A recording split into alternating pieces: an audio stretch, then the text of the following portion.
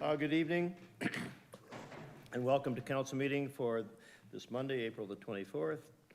I'll be conducting the meeting today in Mayor Cisco's absence. Please stand for the playing of the national anthem and a moment of reflection.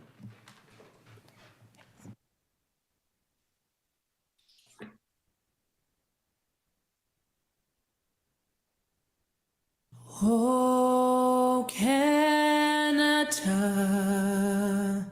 our home and native land, true patriot love in all of us command. Carton bras et portez le paix, il s'est porté la croix. Ton histoire est une épopée des plus brillants exploits. God keep our land glorious and free. Oh, Canada, we stand on guard for thee. Oh, Canada, we stand on guard for thee.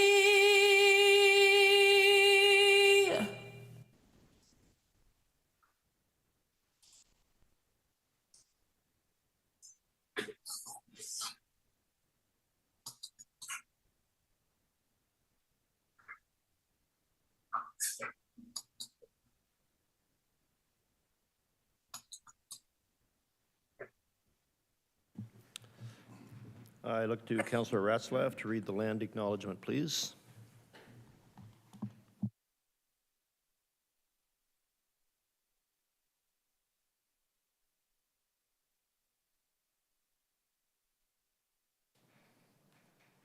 Thank you.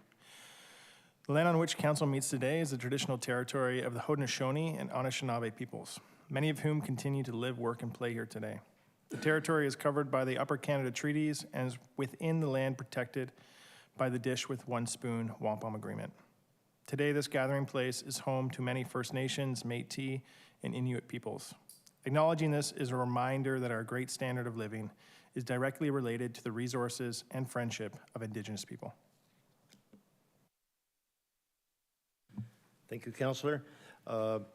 Because tonight is looked upon more of a training session, we're not going to be doing a mayor's report. I'm sure you're all disappointed with that. And we won't go around the table. So if you have any burning issues that you want to bring forward, save them for next Monday night, and we'll be sure that we'll hear from you on Monday night. Last week, a special closed session meeting was added, and we have two closed sessions tonight, so I'm going to suggest that we move into closed session at this time.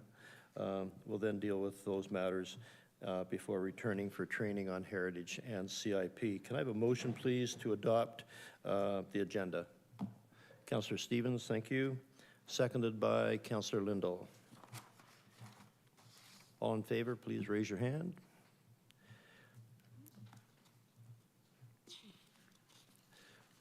Are there any declarations of interest tonight?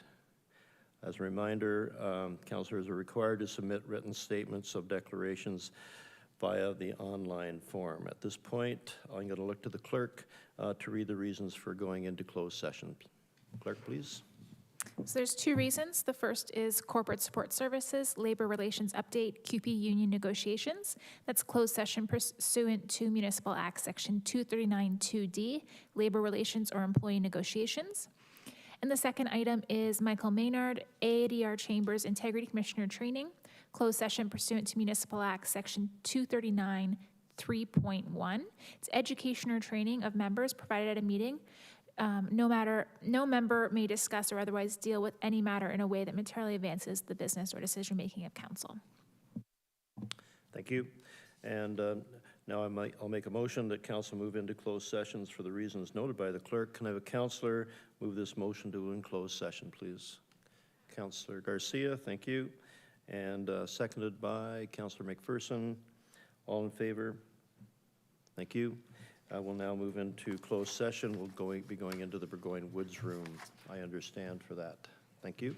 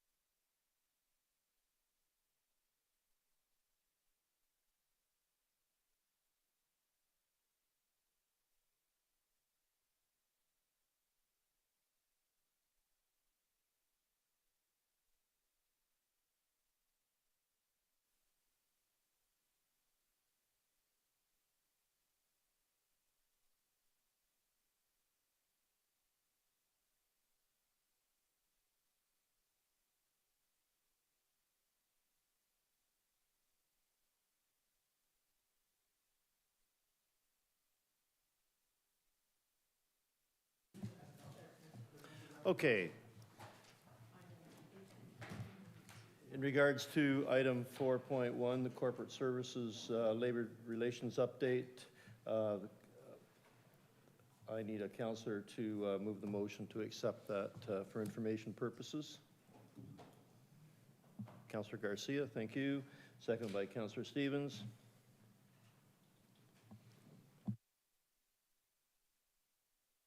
All in favor, raise your hands, please. Hands, please.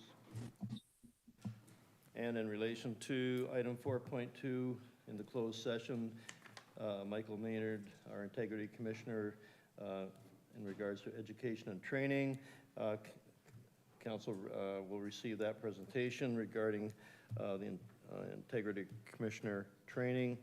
Councillor, I need a motion. Councillor Councillor McPherson, thanks you. And Councillor Ratzlaff will second that, I'm sure. Thank you. Okay, now we'll be going to presentations. 5.1, Planning and Building Services Heritage Planning Training. I will now call on James Nielsen, our Heritage Planner, to present again this week. You're a busy man. I thought we learned everything we could possibly learn last week when you talked to us about heritage, but so there must be lots more. Go ahead.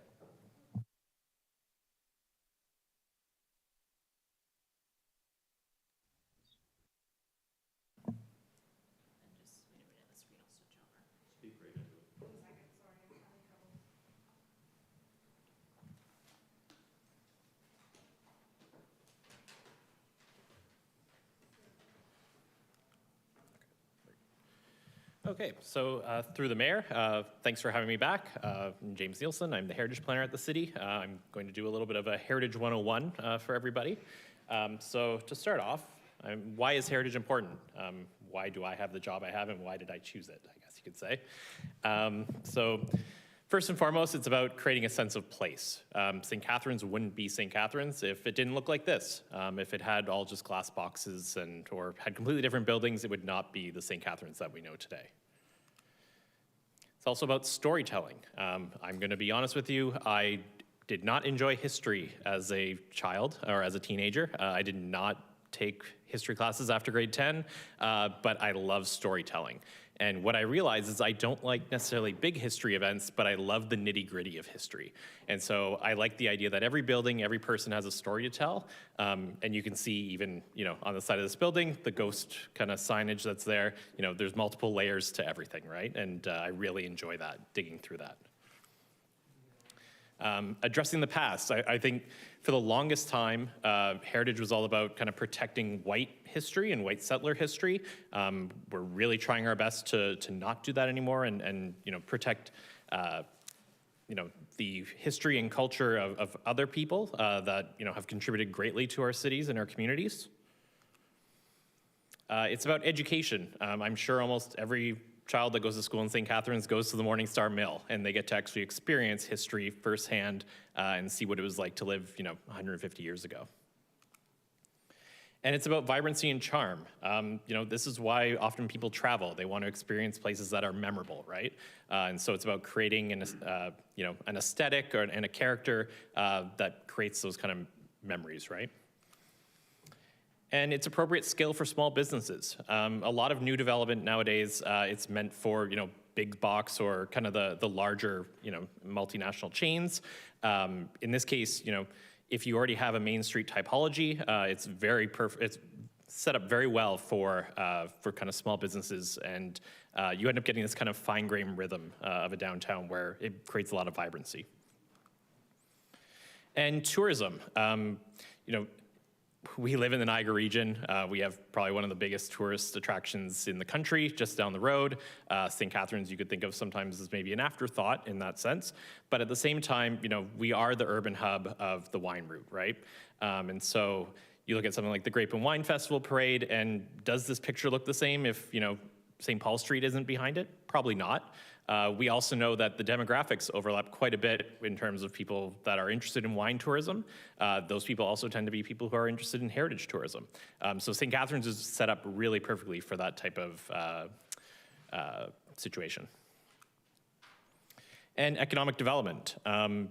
We've seen over the last few years that Netflix and various TV shows have been filmed in our downtown. It's because of the character of that downtown. And ultimately, and I think it's the reason why all of us are here and why a lot of planners do the jobs that they do, it's all about city building. And it's about creating a city that's better, for the future than it was today, right? And part of that too, in my opinion, is touching on the past and making sure that that past carries forward for future people to enjoy. So this is a slide that I used last week, so you'd be familiar with it, but heritage preservation in terms of the policy that we deal with on a day-to-day basis, it touches on all of these different documents that have been approved by council. So we'll get kind of into some of the legislation and whatnot. I really don't want to do nitty gritty. This is Heritage 101. It's meant to be at a really high level. So the Heritage Act is what guides all of my work. It provides all legislation related to heritage properties. The current act is about 20 years old, dates to 2005. Currently, over the last few years, we've seen a number of changes happen. I spoke to you guys about this last week. There's changes related to the Heritage Register, designation criteria, application timelines, administration requirements. All those are things that you don't necessarily need to know a lot about, but it's the stuff that I deal with on a day-to-day basis. We also have an Ontario Heritage Toolkit. This provides guidance and advice for municipalities. It's currently being updated. This has actually been a challenge for all of us because we're having to deal with new legislation and we don't know how to deal with it because the toolkit hasn't been updated quite yet. A lot of municipalities in Ontario don't have heritage planners, so they rely on the Heritage Committee to do a lot of the work, and they rely on the toolkit to be able to provide guidance for them. Our official plan, Section 3, involves heritage. There are 4 kind of main policies that I kind of point to all the time. Basically, the city shall identify cultural heritage resources through a continuing process of inventory, survey, and evaluation.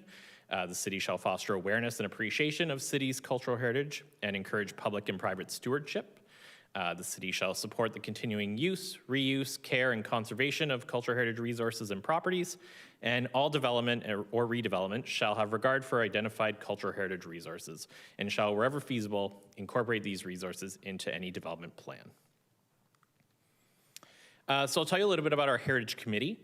Our Heritage Committee is comprised of members from the community with backgrounds in history, architecture, heritage preservation, and culture. I've been working with them now for almost 2 years. They're a really great bunch. They're walking encyclopedias. They know way too much about this city, and they're a fantastic resource for me. Prior to this year, there were actually 2 committees. There was a Heritage Committee and a Heritage Permit Committee. We've decided to combine those for the upcoming term. This will create a little bit more of an efficient process. All the administration that goes into having to manage 2 committees, we can easily do that in one. So their role now will be to make recommendations on permit applications. They create plaques. Often those plaques are done in concert with the museum. They do designations and work on the Heritage Register, or previously they would have worked on the Heritage Register prior to some of the Bill 23 changes. They promote the city's history. They're involved in Doors Open walking tours. So last year they did 3 tours of the downtown, which were really successful. And they're involved in heritage grants. So we have a heritage grant program. Usually gets about $20,000 per year. And applicants, any person that owns a designated property, we have a set of criteria, but essentially they can apply for a matching grant of up to $5,000. And in the past, since I've been here for about 1.5 years, 2 years, we've had about 6 or 7 people take advantage of that, and the projects always end up really well done. In terms of types of heritage protection, this is probably the area where I get a lot of questions and there's a lot of confusion about what does it mean to be listed, what does it mean to be designated. Some people aren't even aware that those are things that exist. So we have 3 types of heritage protection: listed, designated under Part 4, which are individual properties, and designated under Part 5, heritage districts. So listed properties, we talked about these last week. We have 163 properties that are listed on our Heritage Register. As I mentioned last week, they will all lose their listed status at the end of 2024, and they can be relisted in 2030. 2/3 of these properties are downtown, and they'll be covered as part of the Downtown Heritage District study that was approved last week. Properties must be listed before they are designated, and they can be listed for up to 2 years, but then cannot be relisted for 5 years. Those properties that are on the Heritage Register or that are listed can be altered, and they do not require heritage permits. And so over the last couple of years, over the last term especially, when we listed a lot of properties, it was with this idea that property owners would still be able to alter their properties and they wouldn't have to go through the heritage permit process, but we would at least know that those buildings are still going to be there at the end of the day.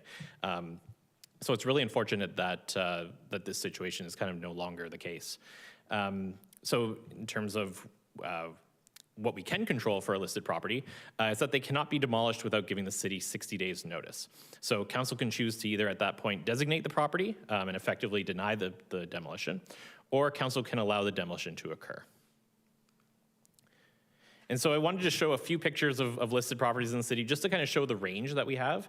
Some of them, like this house here on Elizabeth Street, you know, it's about 170 years old. Not necessarily the most architecturally significant house, but it's very representative of kind of the working class community that was just outside, that lived just outside the downtown, you know, in the 1840s, 1850s. And then we also have, you know, really nice, you know, kind of around World War I, maybe a little bit earlier types of buildings that are scattered throughout the downtown. Buildings like this that were done, this one in particular was done by Nicholson, who was probably one of the city's foremost architects. And so up until, I think, last year, this building had no protection whatsoever. And we also have, you know, really grandiose buildings like the former Masonic Temple. And this one as well wasn't protected until last year. Designated properties, we have 48 individually designated properties. Each property has a designation bylaw with a statement of significance, which kind of expresses the story of the property and tells you what's significant about it. Typically, the designation bylaw includes a list of significant attributes. Those attributes are typically architectural, but it could be other features, it could be landscape features. Alterations and additions on those properties require heritage permits. And the expectation typically for these properties, because they are kind of the best of the best, is that significant attributes will be retained, repaired, and replaced in kind. The goal for new additions or new construction is to be subordinate but compatible. So how do we determine significance and determine if a property merits designation as individual property under 906? We look at 9 criteria. And so these are based around architectural, historical, and contextual value. A property now must meet 2 of these 9 criteria. Previously, it was only 1, but that changed with the recent Bill 23 legislation. Each criteria requires research and analysis, as it can be challenged at the Ontario Land Tribunal. So to be able to put together enough research and analysis for one property, you know, you can easily spend a month working on one if you wanted to, because depending on the complexity of the property, there can be a lot to dig through. So I'll just kind of walk you through what the criteria are and show some examples as well to just express how we kind of use this regulation. So this is Rodman Hall, which I had the pleasure of getting a tour of today, and it was absolutely gorgeous, the work that they're doing on it. So in terms of design value, you look at number 1, and it says, is it a rare, unique, representative, or early example of a style, type, expression, material, construction method? I think you can make a really strong argument that this building is extremely rare and extremely unique. There's no other building quite like it in St. Catharines, and so this would be a slam dunk. It have no problem meeting that criteria. Similarly, with number 2, it displays a high degree of craftsmanship and artistic merit. This building, almost every part of it has a high degree of craftsmanship. You know, every material in there is pretty much perfectly done, and it's just aesthetically probably one of the most pleasing buildings you can see. In terms of demonstrating a high degree of technical or scientific achievement, I'm not sure this building would meet that. This is a tough one to kind of gauge because we don't have a lot of buildings that, you know, require a high degree of technical or scientific achievement. The example that I typically like to give when people ask about this one is I think of the CN Tower. If we were ever to designate the CN Tower, we would suggest that it has a really high degree of technical achievement because there's no other building as tall as it for a long time, right? In terms of historical and associative value, this is the Salem Chapel. And in terms of it has a direct association with a theme, event, belief, person, activity, organization, or institution that is significant to the community. This almost checks off every one of those boxes. It's such an important building in the community, and especially in the Black community. Obviously, it has links to Harriet Tubman, and so you could almost write an entire report that would suggest that it's significant just for that reason alone. It yields or has the potential to yield information that contributes to an understanding of a community or culture. I think you make a really strong argument that this building helps contribute to understanding the Black community and especially early Black history. This criteria typically gets used for archaeology purposes as well, unlike all the other ones. way that the language has kind of evolved over time in terms of how it's been dissected at the OLT and whatnot, kind of leans towards more of an archaeology bent. And then it demonstrates or reflects the work or ideas of an architect, artist, builder, designer, or theorist who is significant to a community. So I actually don't know off the top of my head who designed this building, but there's many buildings that are associated with very significant architects, and those buildings would qualify because of that. And finally, contextual value. So I decided to use the building we're in right now, City Hall, because it definitely is important in defining and maintaining and supporting the character of an area. This being the downtown and City Hall being the heart of it, it definitely defines and maintains and supports that character. It is physically, functionally, visually, and historically linked to its surroundings. I think that's a very strong argument, and it's most definitely also a landmark. So I wanted to show you a few images of some of our designated properties. This is actually the oldest building in the city. This is the Brown Homestead. This is out on Pelham Road. There's a portion of the building that dates to the 1790s, but what you see here is mostly 1802. This building right now, they're doing restoration work on it. It's really fascinating if you ever have a chance to go visit. They're doing things like even just peeling back wallpaper and seeing all the different layers that they're finding over the years, and being able to date that and figure out what eras relate to which pieces of architecture inside. Really fascinating building to be in, and probably the oldest building that I've ever been in North America. Just really, really nice to have a building like this in our backyard. This is the Meriton Town Hall, another just gorgeous building that, especially in that part of the city.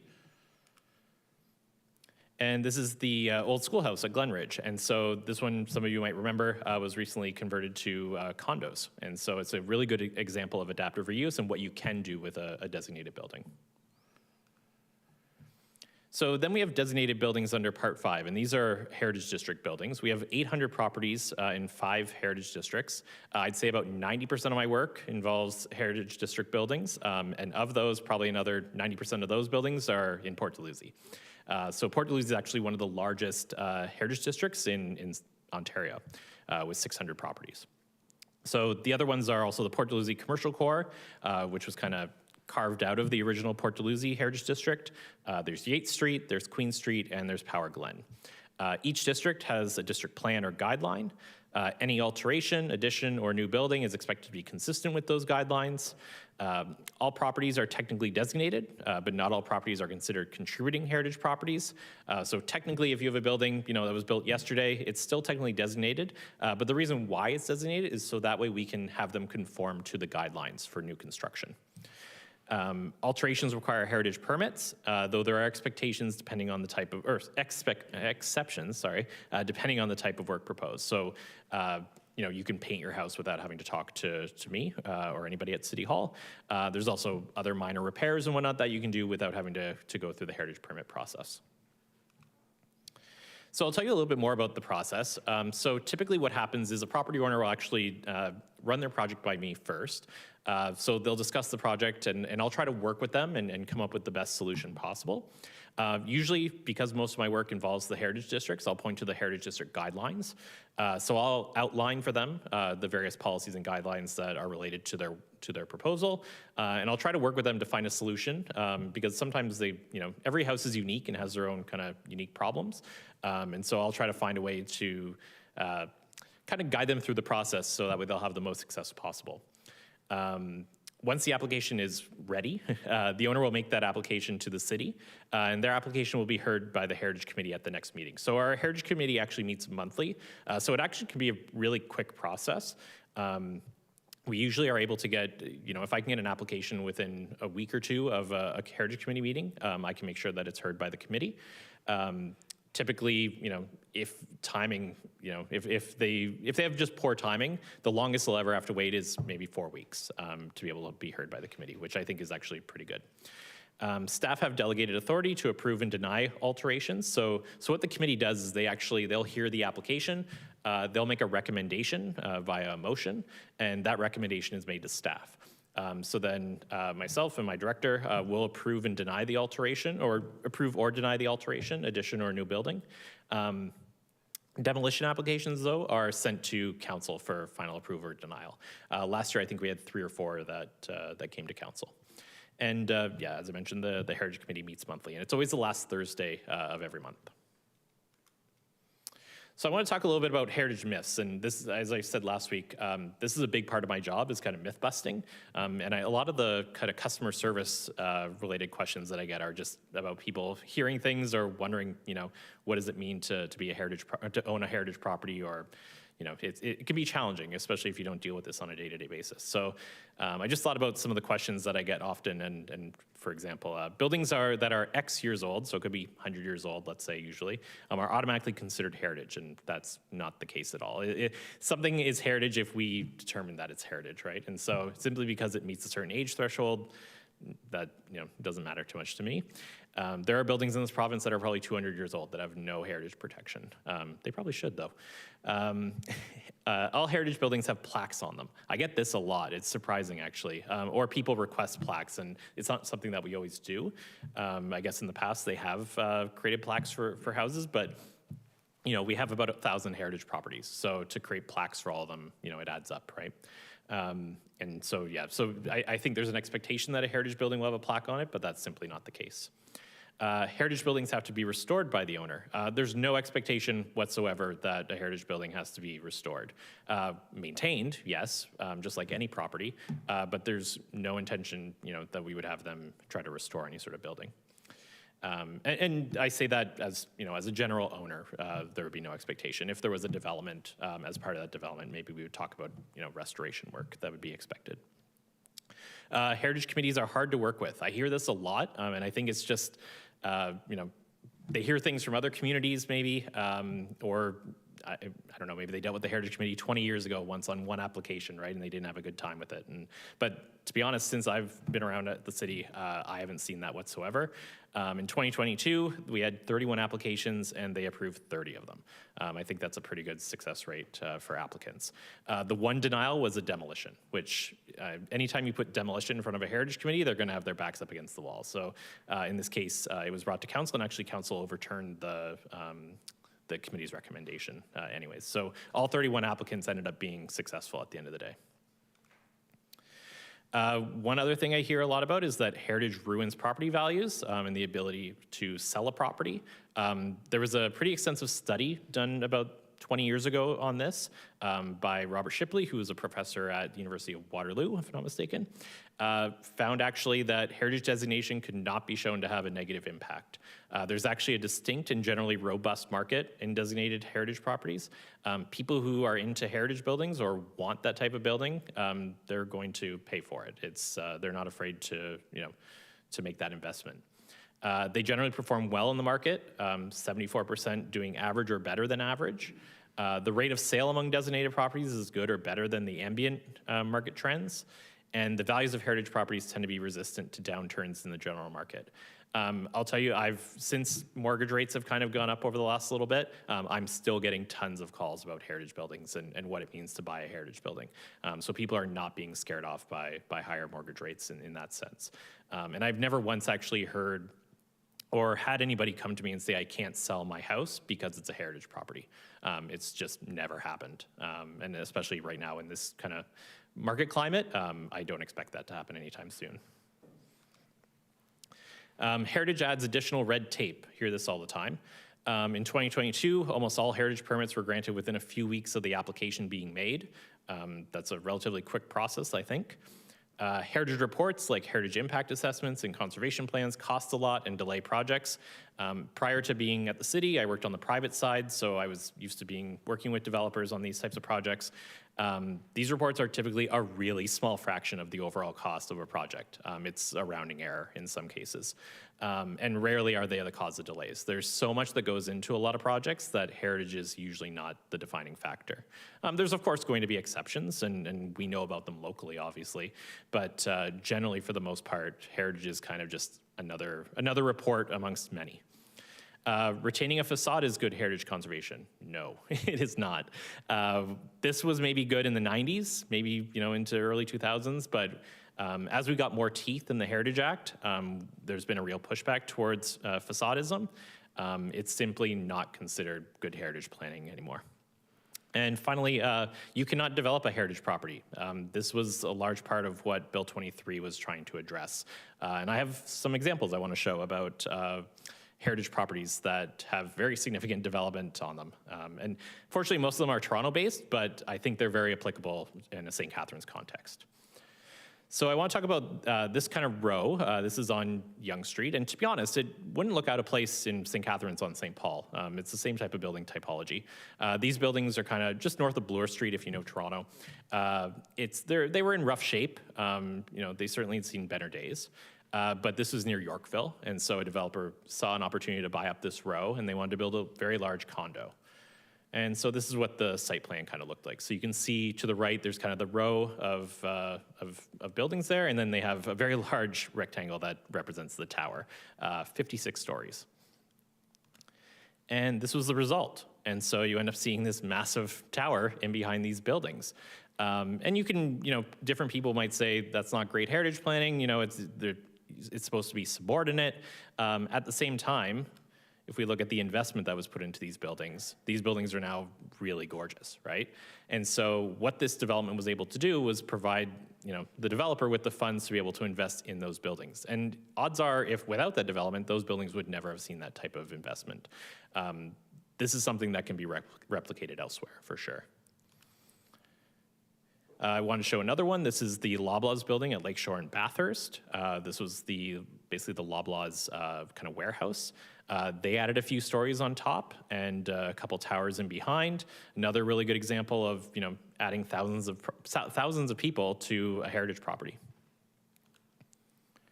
And this is the Selby Hotel. This was on Jarvis, I'm not mistaken.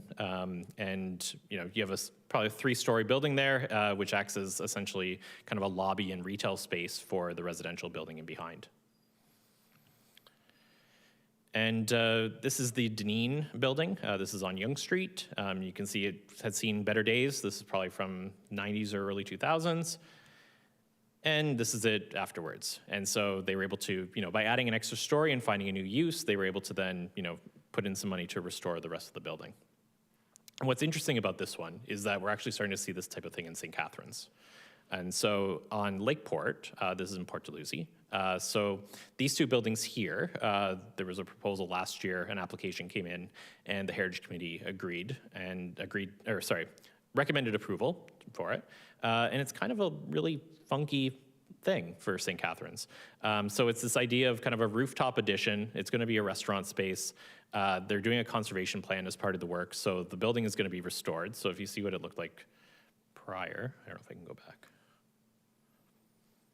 I can't seem to go back, but anyways, you remember what the building looked like. And so now we're going to have essentially, this really vibrant new space. There's going to be 2 restaurants here as far as I know.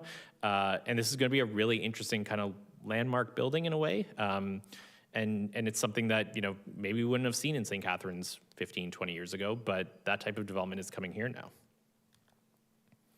And I think this one is, everybody knows about this one, but this is in Port Dalhousie. This is the really large development there. So on the right there is the Austin House Hotel, and this is kind of a rendering of what the development will look like adjacent to it. But we're adding, I don't know off the top of my head exactly how many units, but it's well in the hundreds, to a property that basically involves a lot of heritage. I mean, Port Dalhousie is kind of the ground zero for heritage in this city, right? And so 2 buildings are being restored, are being incorporated into this development. The way that they've designed the building is very sympathetic to the heritage of the area. And you're all of a sudden going to see a lot of people in this area, creating a lot more vibrancy, right? And people are going to be shopping in these buildings. And yeah, it's a really interesting project for Port Dalhousie. And so that's kind of it for me. Those are kind of the myths that I wanted to kind of dispel. But if anybody has any questions or if they've ever heard anything about heritage and you want me to kind of answer that, I'm more than happy to. And thanks a lot.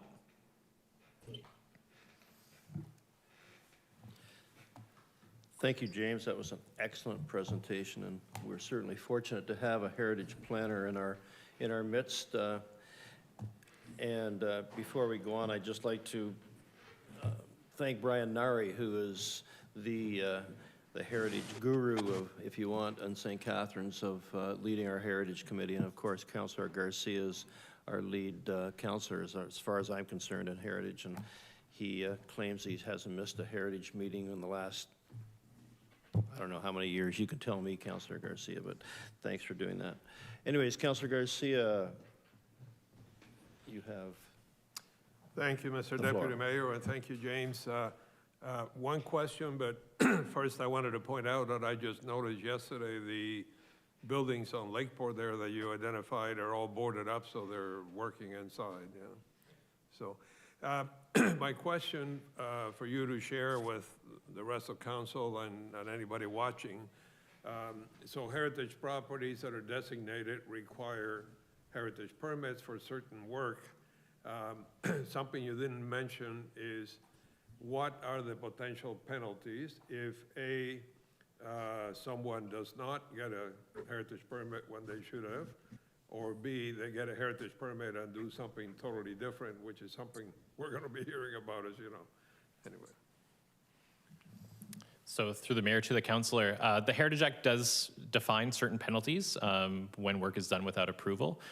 Typically, we wouldn't go that route immediately. We'd want to work with the applicant, because I think sometimes what happens is people aren't aware that they need to go through a certain process. And so we would work with them and try to find a solution, and retroactively potentially ask them to come to the Heritage Committee to gain approval. I'm sure that's, I don't know if that's happened since I've been at the city, but I'm sure that's happened before. And similarly for work that's been done without a permit, depending on how detrimental it is, you're certainly able to ask them to essentially restore what was there before. This has happened in other municipalities. I don't know if it's happened in St. Catharines before, but it's like any building permit if work is done without approval. Thank you. And so you, Mr. Deputy Mayor, are there potential monetary penalties if it was something that could not be, let's say, restored, but something was damaged that they didn't have a permit for?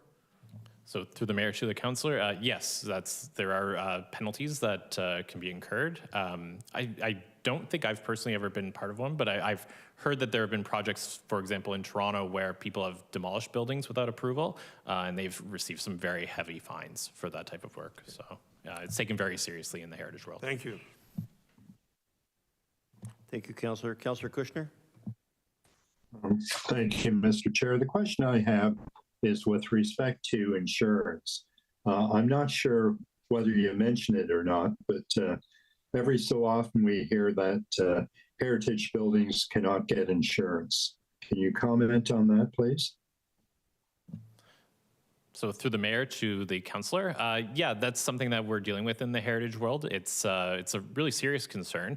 I've dealt with it personally at the city, and the response that I've had typically is a homeowner will actually come to me and say, I'm having trouble with my insurance agency. They don't really understand what it means to be a heritage building and what the expectations are. What I have done is I've actually written letters on behalf of the owner to outline what the expectations are for the owner and for the city, should, heaven forbid, something happen to a building. I've provided those letters to the owner, and as far as I'm aware, they've been sufficient. I haven't been told otherwise. So far, that's been a system that's been successful. Okay, and at any time, do the owners pay a premium for their insurance? Because if they do get the insurance on the basis of your recommendation, do they pay it? Do they end up paying a premium? So through the mayor to the councillor, I'm not sure on an individual basis if homeowners are paying a premium. That's just not something that I know the answer to, unfortunately. Right. Okay, thank you. Thank you, Councillor. Do you have any other questions from councillors on the floor? James, what do you see as the most serious threat that we're looking at as councillors in regards to heritage in the recent future? So through the mayor to the mayor, I guess, or deputy mayor. So I think what I came to council with last week with the changes because of Bill 23, I really do think that those are the pressing issues that we're the most pressing issue that we're facing. I say this from a St. Catharines perspective, but also from a province-wide perspective. I think I mentioned last week that there's something like 32,000 heritage buildings that are going to lose their status in 2 years. That's a lot of our history that could just disappear. And I think that's a real kind of shame from a heritage as a heritage professional. It's really kind of dejecting. But at the same time, I think that there's real opportunity. And I think what happened last week with going ahead with the Heritage District study, I don't know if we necessarily would have done that otherwise. And so through this, we actually have a real opportunity to protect more heritage than we ever might have before. So I think something good can come out of it. Thank you. Yes, I just wanted to make sure we brought that forward again once again. Thank you. No further questions? Okay, at this time, can I have a mover to receive the presentation, please? Councillor Ratzlaff, seconded by Councillor Garcia. All in favor? Raise your hands, please. Thank you.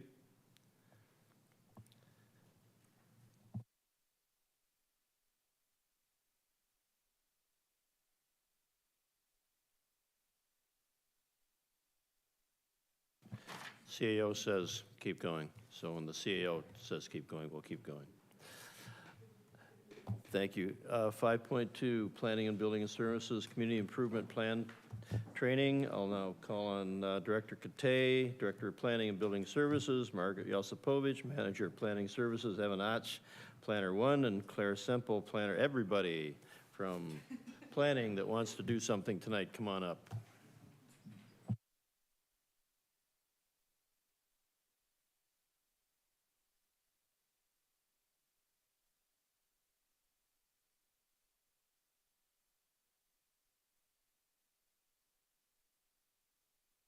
Before we continue, I'd like to welcome Councillor Sorrento for showing up tonight to listen, to learn all the things that he didn't learn when he was here about planning.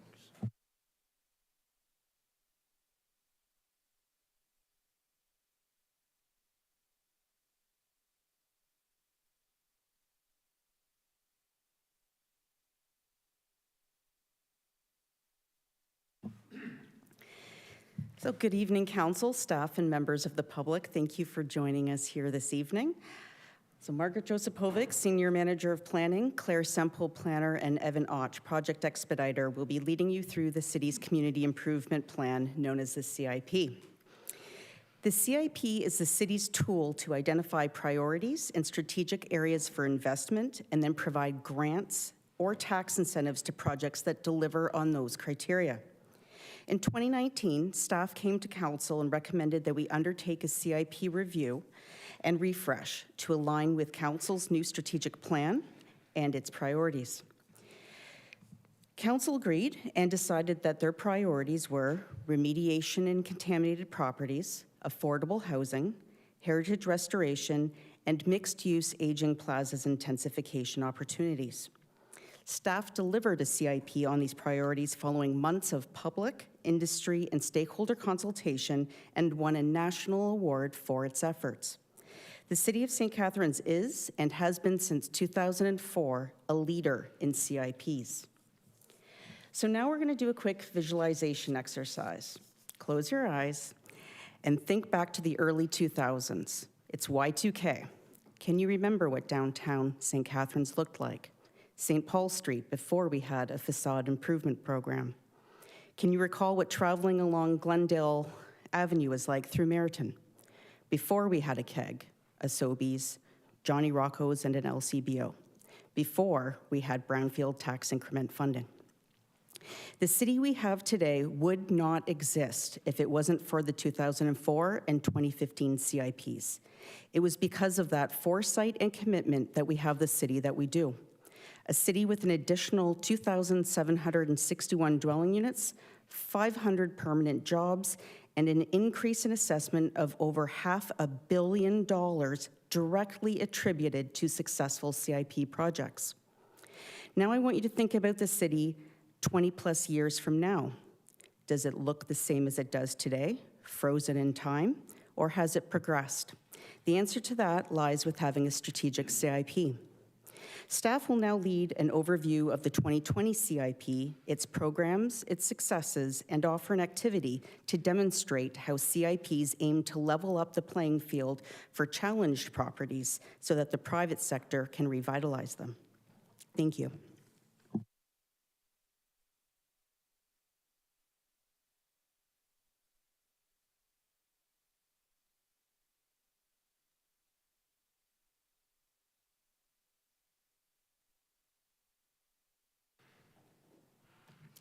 Hello. Good evening. As introduced, I'm Claire Semple, planner with the city.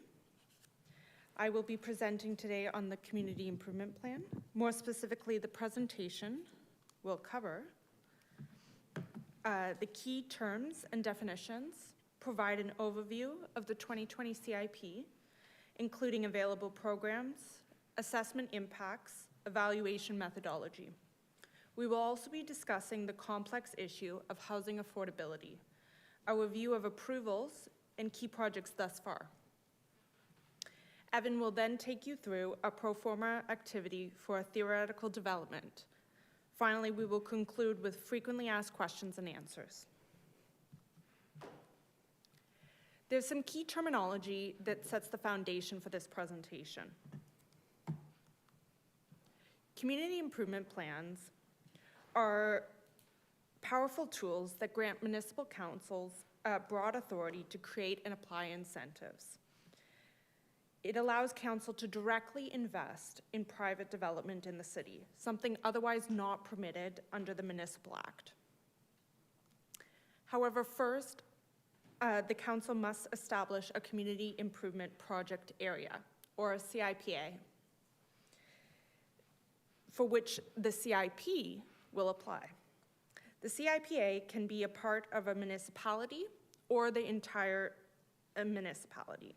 In the city of St. Catharines, currently under the 2020 CIP, the entire urban area is a community improvement project area. Previously, the CIPA was restricted to priority neighborhoods. Only properties located within these project areas may receive incentives. One type of incentive program is simple grants. Defined as a one-time grant provided to registered owners, tenants, or assigned individuals, it is, as the name indicates, simple. Somewhat more complicated are tax incentives. There are two major types of tax-based incentives, each authorized under different parts of legislation. Tax increment is a grant representing a percentage of the increase in taxes generated by redevelopment. It offsets either redevelopment or remediation, or both, and it's authorized under the Planning Act. Tax assistance is cancellation, refund, or credit of all of or a portion of municipal property taxes. It impacts the tax roll itself, and it's only for remediation costs. And this one particularly is authorized under the Municipal Act. Now, tax incentive programs are based on property assessments. Each property in the city has an assessed value determined by the Municipal Property Assessment Corporation, or MPAC. A property assessment is different from the sale value property of in the real estate market. What you would list your house for is not necessarily what it is assessed at by MPAC. The amount of property taxes owed to the city for a particular property is based on the property assessment and on the city's established tax rate. Now, moving on to the policy framework of the 2020 CIP.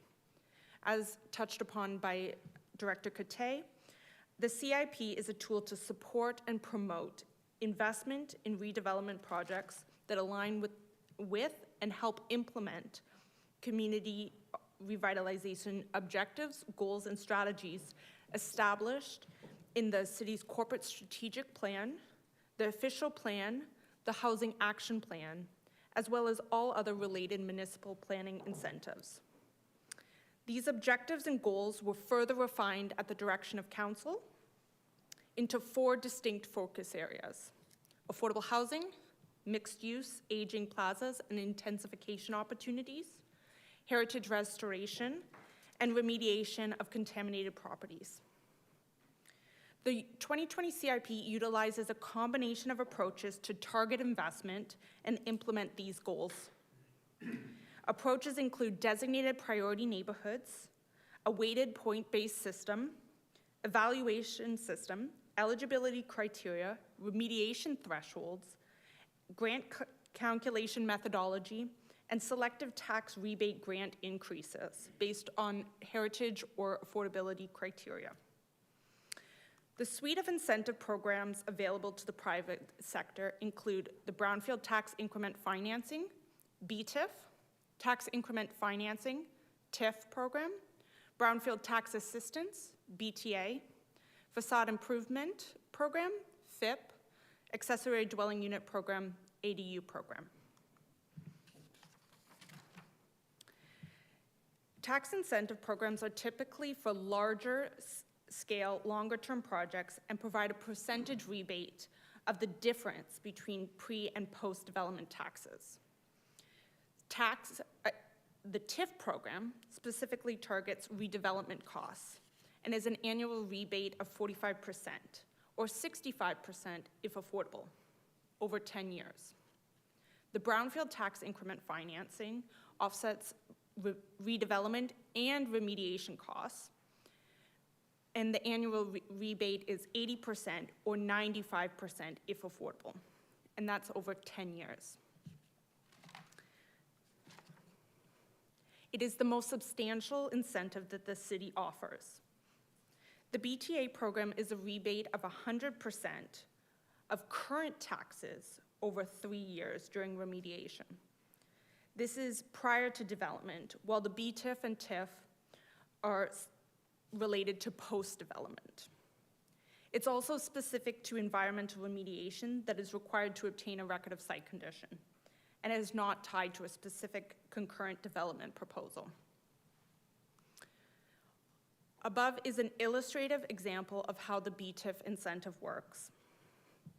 At project approval, this would be a good time for a red pointer. The property is only paying the taxes on the low property assessment value. You can see that with the blue strip. It is redeveloped, and the property assessment and associated taxes increase. This is signified by the yellow, also referred to as the tax increment. A BTIF provides a rebate equal to 80% of the tax increment, not 80% of the total taxes. The property is still responsible for paying the base tax amount. You can see the blue still at the bottom, and the remaining 20%, the blue at the top. The incentive is fixed at year 1 when the project is complete. So as the property assessment increases over time, as typically exhibited due to regular market changes, the incentive remains the same value. As demonstrated by the end of the 10-year point at incentive concluded, the actual incentive may only represent approximately 60% of the value of tax increment. The lifespan of buildings are long. As we just spoke to heritage, we saw buildings that are 200 years old. The incentives that we provide for 10 years can be felt for 100 years later. But what is the significance of property assessment increases now? There's 2 ways it impacts everyday people. Allows the city to keep the same budget and lower taxes, or allows the city to raise the budget without raising taxes.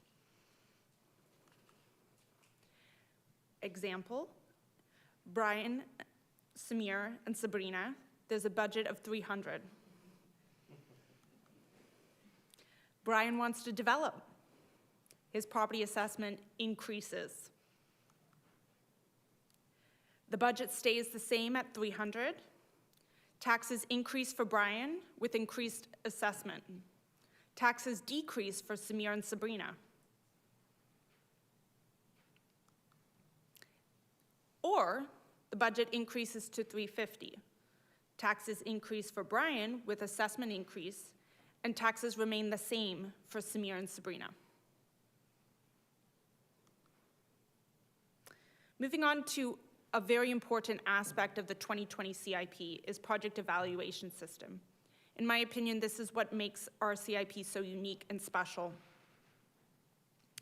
Previous CIPs encourage development, while the 2020 CIP encourages specific priority types and scales of development.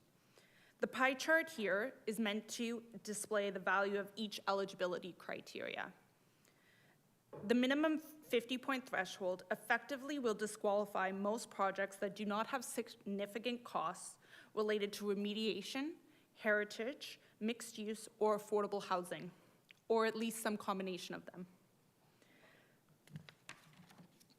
To achieve 50 points, 50% of the chart, remediation alone or mixed use alone is not enough. You need a combination of several qualities and factors to be able to qualify. It creates dynamic and impactful projects. Secondly, to ensure the program only incentivizes projects with significant remediation works and costs required, the 2020 CIP sets out mandatory minimum remediation cost thresholds to qualify for consideration of approval under the BTIF. If they fail to meet those thresholds, they do not qualify for a BTIF incentive. Moving on to simple grants. Grant programs are for small-scale projects, typically completed within 9 to 12 months, and where the incentive is given one time after project completion.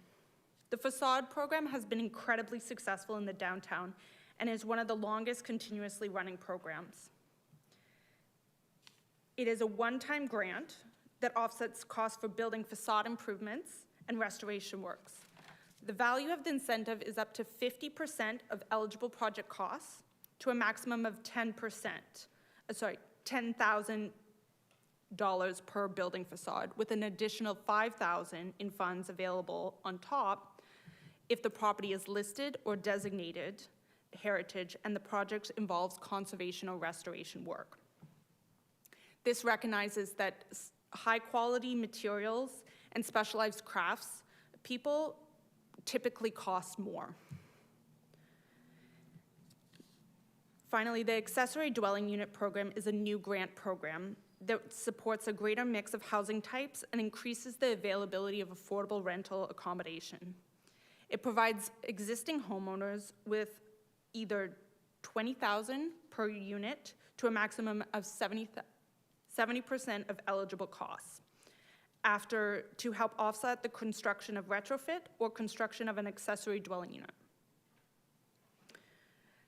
This directly helps address the limited housing stock issue. It was formally adopted by Council in September 2022. And now I will pass it off to Senior Manager of Planning. Okay, thank you, Claire. So let's talk about affordable housing. So affordable dwelling units within our TIF and BTIF applications. So where the project does include a minimum of 30% affordable rental dwelling units, the percentage of that annual rebate that Claire explained goes up. So for TIFs, you jump from 45% to 65%, and for BTIF projects from 80 to 95%. So that's that financial shift. If you have less than 30 but over 5%, you don't get the extra tax incentive, but you do get extra points in your eligibility criteria. So how we found that this is working, some of our recent preliminary conversations, is a project might be very close to that 50-point threshold, but they're not quite there, and we tell them, well, if you include some 5% to 10% of units, those might be the points that kind of push you over the edge. And that's what it was intended to do. It was intended to stimulate the type of development that we want. So any of those options, whether you're providing the 5% or the 30%, we require them to enter into an agreement with the city. So the idea is that you will only be getting your grant if every year that rental amount is within our threshold of affordable. And let's say you're in year 4 or 5 of that 10-year grant and it stops being affordable, we stop paying the grant. So that it's a very easy tool that allows us to control the affordability. One of the things that we looked at when we were developing the 2020 CIP was how we could really address that something would be affordable over a longer period. Because the rentals work this way, it was we were able to do it, but for ownership, we had some trouble on how we could ensure that past that first owner, that it wasn't then sold at a regular market price. So what's affordable then? So I've given you two charts to look at here. So the first one comes from census data and Niagara Regional Housing. The idea there is that you take 30% of the income that goes towards housing for low to moderate income households. So that's the income levels listed here.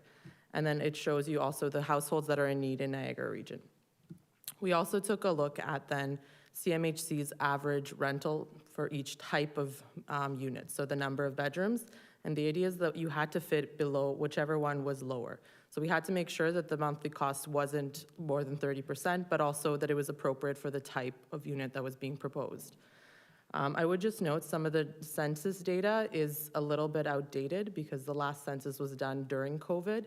So the income rates were not really reflective of what was happening. It was actually showing that less people needed housing because a lot of people's CERB payments were actually higher than what they would have gotten in some of the support for housing, which really just supports the notion that people should be getting support for housing. So the community improvement plan, where does that fall within the helping of encouragement of building affordable housing? So we've put a spotlight on it, and we should. It's a very important tool, but we also need to step back and kind of realize that it is one part of that affordability puzzle. So in 2017, the staff wrote the Housing Action Plan and Council adopted it. The idea was that we outlined every tool that was available to the municipality to support the construction of affordable housing. And I've kind of grouped most of them. There were about 40-ish action items that were listed in the Housing Action Plan.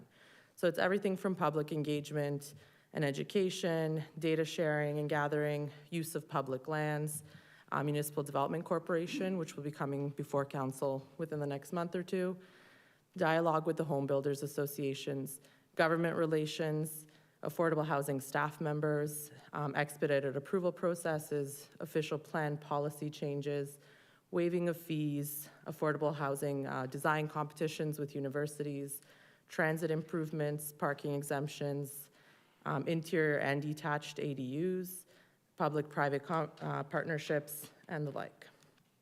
So to give a bit of an update, the ones in green are either completed or ongoing. The ones in blue have not yet been started, and the peach color is slated to start later this year. So to give you an idea, our first CIP was in 2004. It was one of the first CIPs in the province, and Tammy outlined some of these numbers just to give an idea of what that real impact has been and what the difference it has made in the city. So 76 approved construction and redevelopment projects, 43 approved facade projects, $500 million in assessment increase, 2,700 dwelling units, 500 permanent jobs. And now for some visuals so you can see what it's done in the city. 26 Wellington will start downtown, so pre-development and post-development, and you can also see the increases in assessment in the corner. 38 Lincoln Avenue to the post-development. Heritage Point subdivision, this was one of the more significant CIPs in the early days, to 4 phases of development and quite an increase in assessment. 136 James Street, also downtown, to the completed assessment. 143 Moffat, there were a couple phases in this one, to redevelopment. 344 Glendale, the keg, I'm sure everybody's been. 271 Merritt, across the street. 343 Glendale, to the Sobeys Plaza. So you'll see that some of them are, as James outlined, heritage buildings that are important to conserve, and some are commercial plazas as well. And it's important to see that the CIP doesn't only touch on one of these things. It's not only focusing on heritage buildings or only on density. It's that shift of balance across all types of developments that impact the fabric of the city. So I'll call Evan up now to take you through a bit of a development pro forma activity.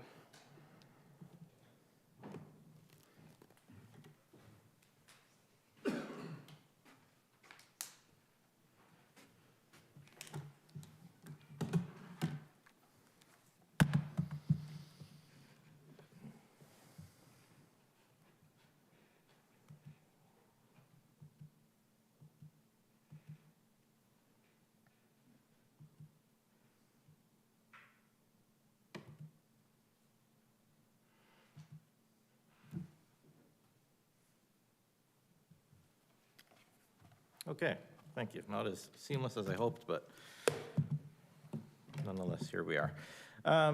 So good evening. My name is Evan Och, Development Expediter with the city. So tonight we are running through a development scenario on the Ontario Affordable Housing Calculator. The Ontario Affordable Housing Calculator is a free tool that can be accessed through the internet. The most straightforward way to find it is by searching for the Ontario Affordable Housing Calculator on your preferred search engine. The individual or specific URL is a little too cumbersome to provide verbally. The Affordable Housing Calculator is an initiative of Evergreen, an Ontario-based organization with a mission to make cities more livable, green, and prosperous. The calculator has been created to show the cost of incorporating affordable housing units into private sector for-profit residential developments. The calculator uses base-level data and assumptions about development in Ontario. This exercise is not the same as an actual pro forma that would be completed by a developer. The scenario has been created for tonight's meeting, has been adapted to include data about St. Catharines, including land values, vacancy rates, and planning policies.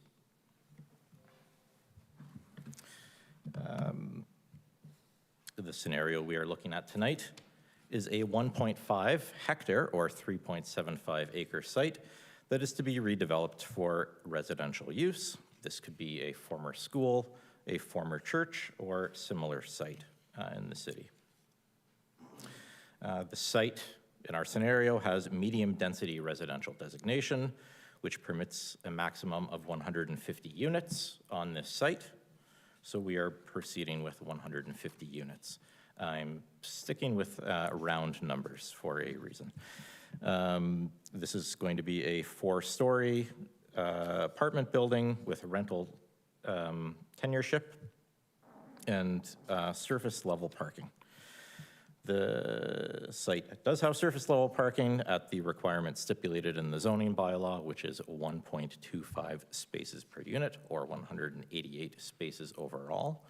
And we are assuming a construction value of $185 per square foot, which is kind of in the lower end of the spectrum for multi-unit dwellings. And the site is valued as a whole at $3.75 million, which is generally in line with the going rate for vacant land in the city at the size and location. And there's a few other assumptions that I've adjusted. For instance, the development charge of $20,200 per unit is an average of city and regional development charges for multi-unit dwellings. It also includes the development charge that's currently in place for the Niagara Catholic District School Board. And I'm leaving just about all the other development assumptions in the calculator unadjusted. Therefore, this scenario is merely a simulation. It's not going to be scientific to a specific site in St. Catharines. Hard conclusions about affordable housing should not be made based purely on these numbers. With this calculator, the required profit, sorry, my screen is blocked here. The required profit for development to be feasible is a 15% profit on development costs, which you can see in your upper right. Little yellowish amber circle is the profit and percentage of the profit. The 15% number will ultimately vary depending on the proponent, the financing terms and other considerations, which therefore, again, this is not scientific. If a project in this scenario falls below the 15% required profit, it is considered not feasible. So as proposed, at 150 units, the cost of the project is $45.14 million, with a profit of $6.8 million or so. So the total project value is about $52 million. I do apologize, I am throwing a lot of numbers around. There is a whiff of arithmetic in this, but all of the numbers are being calculated by the computer. We don't need to do anything ourselves in our heads here.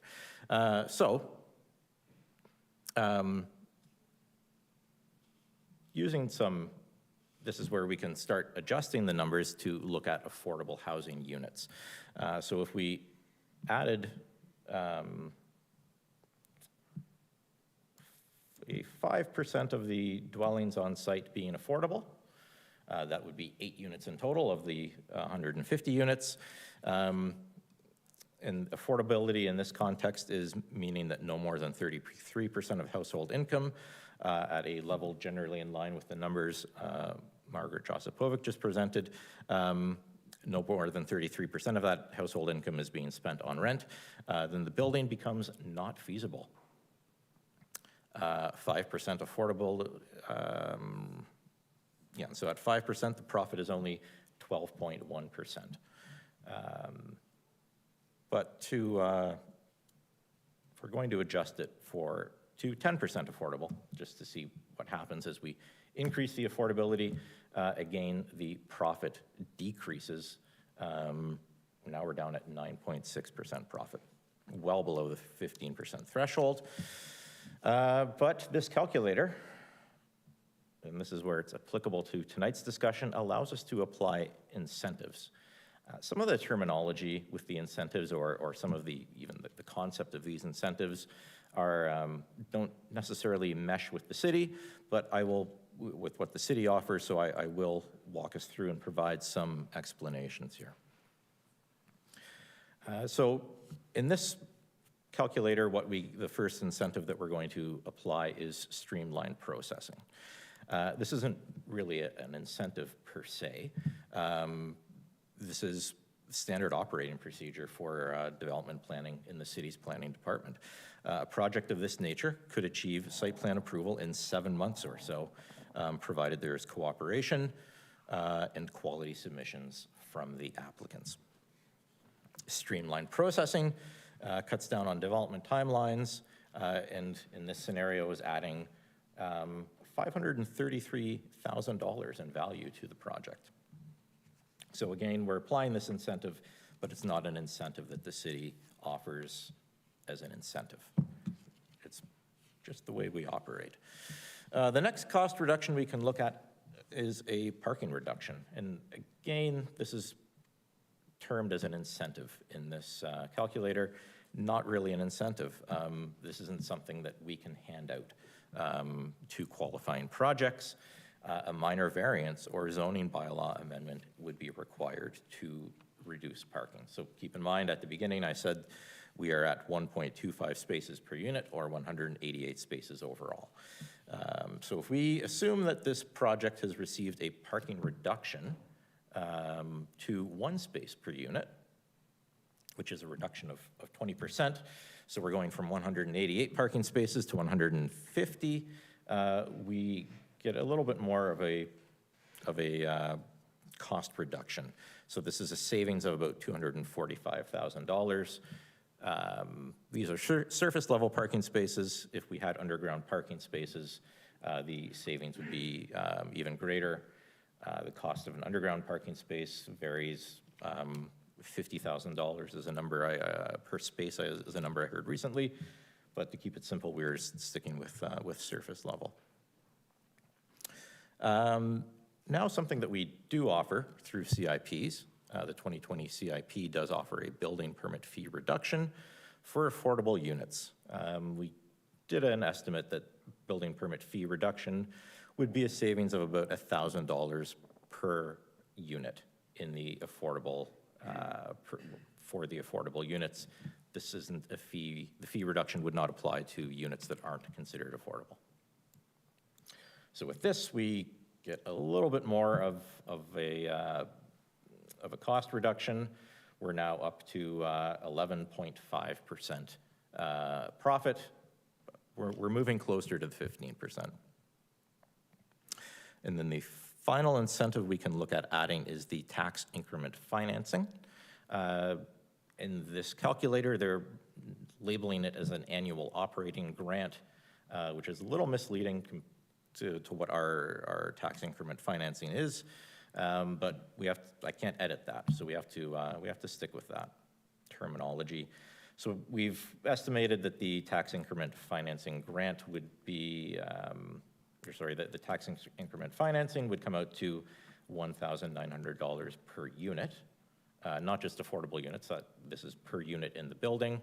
And we're going to assume that, that it's qualified for a number of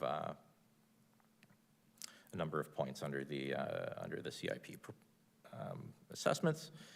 So this is what moves the needle to being profitable or feasible, achieving that 15%, or in this case, exceeding the 15% profit requirement. So lastly, we're going to see what happens if we go to 30% affordable units in the building, which would be about 40, or not about, would be 45 units.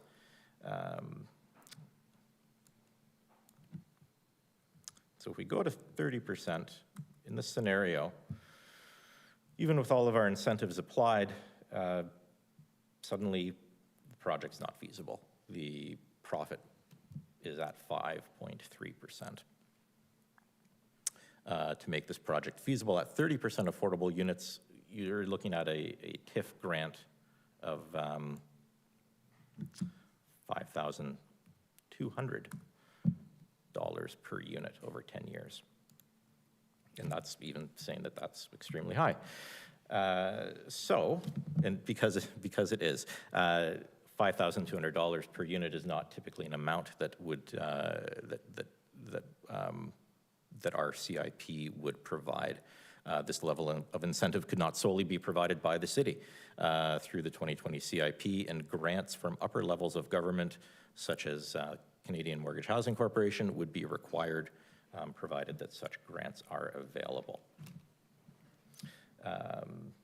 So that's my run through here.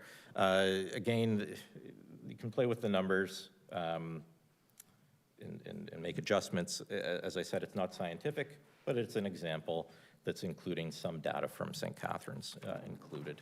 And I do encourage anyone that is interested to, again, go search for Ontario Affordable Housing Calculator and pull this up and play around with it and see what's required to make something affordable and viable. Are there any questions about this specific example? I don't see any questions on the screen from councillors at home. Anybody here? I'm having a hard time seeing Councillor Garcia over there. Are you? Sorry, Mr. Deputy Mayor, you're talking about Right. questions. Yes. Just to this. Okay. Alex, okay. Thank you, Alex.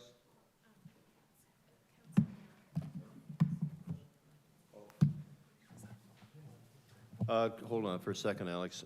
Councillor Kushner, did you want to ask questions of Alex, or did you want to wait to ask other staff members? Yes, both. I do have a question with respect to the incentives. You mentioned streamlining, parking reduction, but what about the incentives by the province with waiving the development fees?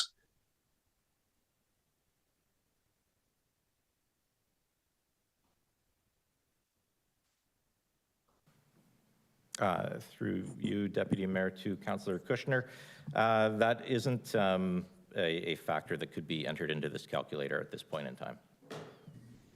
But would Evergreen housing calculator not consider that?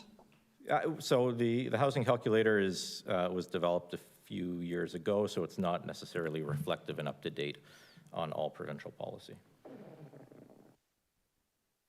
Okay, if we did put that in, what impact would that have? It would really be a numbers game. I'd have to get back to you on that one. Okay, and I can't determine that on the fly. Okay, my other question, I'm not sure to which staff member it should be referred to, but in West St. Catharines on St. Paul West, we have a five-story apartment proposal on land which was previously contaminated. Now, why would they not come and ask for a grant? The property was either a service station or a dry cleaning facility. I'm not sure which. Through the deputy mayor to the councillor, they may not have met our eligibility criteria. So as Claire kind of outlined, remediation alone is not enough to push you over that minimum criteria. Perhaps they didn't have enough. I can't really speak to why they wouldn't have applied, but they may have spoken to staff at some point and may not have been eligible. Okay, my other question is, you have presented the 2020 CIP, but how does that compare to the 2004? Because there are some of us who consider the 2004 to be very, very effective. Through the deputy mayor to the councillor. So the 2004, the way that it started off originally was just a few simple grants. And then over the years, programs were added. And it was incredibly effective. But it was reflective of the time and the situation of development in St. Catharines then. So it was more to encourage development as a whole rather than the specific types of development that we would like now. So I would say that it was a lot more permissive and a lot more open. So pretty much if you were developing anything in St. Catharines, you were eligible and you could apply and receive funding, and we really tried to narrow that down through the 2020 CIP. Okay, thank you for that answer. Thank you, Councillor. Councillor Miller? Yeah, thanks. For Evan, I realize it was like a pretty hypothetical and non-perfect calculation, but did it include the regional municipality incentives? And were we able to work that into that calculation? Through Deputy Mayor to Councillor Miller.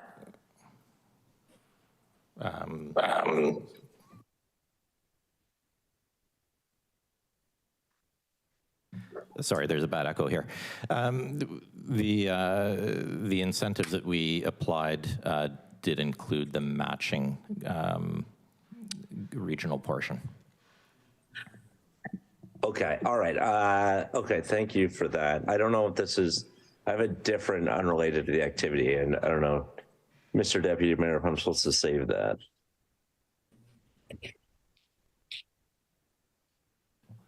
Throw that by me again. Sorry. Are we asking all questions now, or are we sort of sticking to Evan's portion of the? My mistake. Got an echo in here. Margaret is going to make another presentation, at which time we will, I thought we were finished. My apologies. I thought we were done. So we'll hold our questions until Margaret's finished, okay? Go ahead, Margaret.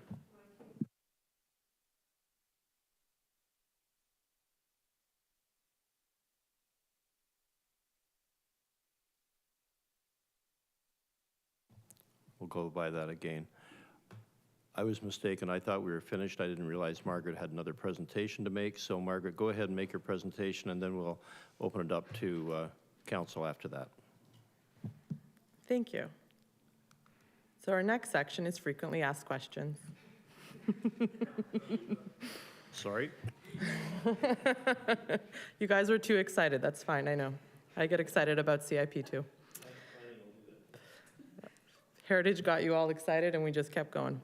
So do CIP incentives lead to property speculation? And what happens if the property is sold without completing the development? So what a lot of owners will do when they purchase a vacant lot, they'll go through the site plan process, they'll get it approved, and it makes the property more viable. And that sometimes leads to property speculation. CIP doesn't quite work the same way. So incentives are attached to the owner and not the property. So it's not something that's registered on title that moves as you sell the property. Any change to who the incentive is going to, so an assignment, has to go through council and it has to be an approval from council. And then the applicant must enter into an agreement with the city entailing all of everything that we've agreed upon together, what they're going to build, if there's affordable, how much of it is there, if their eligibility criteria included brownfield redevelopment, is it the amount that they said it was going to be or more? And if they don't complete it in that way, or if the numbers aren't working out the same way in their proof of costs, you do not get your incentive. And completion of the redevelopment obviously is a condition. We've also added maximum timelines when those approvals and development has to be completed. And then prior to the release of funds, the applicant has to provide that proof of cost to show us exactly what has been done. Next question, what is considered a minor or insignificant amount of remediation? So remediation works and costs that don't meet the below thresholds are considered minor and insignificant. So properties 0.4 hectares or greater in size, there's a minimum remediation cost of $100,000 or 1% of total project costs, whichever is greater. For those less than 0.4 hectares, remediation costs are a minimum of $50,000 or 1% of the total costs. And we've given you an example below. So if you have a $30 million redevelopment project with 100 dwelling units, 1% remediation, $300,000, 5%, $1.5 million. And if you're looking in that direction, that's $15,000 per dwelling unit just to cover the costs. Right around there, you're probably getting into the non-feasible portion. So is the cost of remediation already captured in the purchase price? So yes and no. Yes, because due to the high costs, the regulatory uncertainty, and the liability associated with a brownfield, it is going to obviously be valued lower than a greenfield or vacant, clean piece of land. However, that reduced cost of land can never make up for the compensation that's needed to actually remediate the property. So we've seen examples where a property can cost $2–3 million, but have $8 million of remediation on it. You're never going to be able to bridge that gap enough, and that's where incentives jump in. So why does the city need a CIP? So it's a very important tool for the municipality to be able to create that private-public partnership to incentivize development and to obviously grow our assessment base. So in Niagara region, 11 out of 12 municipalities have a CIP. I believe it's Waynfleet is the only one that doesn't. And the majority of larger municipalities in Ontario also have one. And eliminating the program would affect the municipality's ability to competitively attract development. So should the city be providing incentives to luxury developments or projects that could go forward without the incentives? So luxury is a marketing term. Anybody that puts together their brochures for their development typically says it's a luxury development because it looks much nicer and maybe attracts more people to want to purchase it. There is no eligibility criteria that can effectively eliminate luxury. It's market or affordable. We don't define luxury. The only way you could do it is really only restricting your entire CIP just to affordable housing and 100% of the units, which would be a program that nobody would be eligible for. So projects that do invest significantly more in the municipality do need to rank higher, because if they don't, eliminating those points doesn't achieve proper evaluation for the projects. So when we created the 2020 CIP, we played around with those numbers. And when we did lower that investment number, it eliminated a lot of projects that were deserving of CIP and were the type of project that met all of the requirements that council had kind of told us to go forward as the foundations of the CIP. And then there is really no evaluation tool to assess whether a project would or could proceed without the incentive. We can talk about performas and what is and isn't feasible, whether something would go forward or not, whether it would go forward at that time or 5 or 10 years later, or at that quality, that's also the question. So maybe the KEG would have eventually redeveloped. They likely would have torn the building down. So it's not always will it go forward, but what will it look like after? And now we'll take any questions.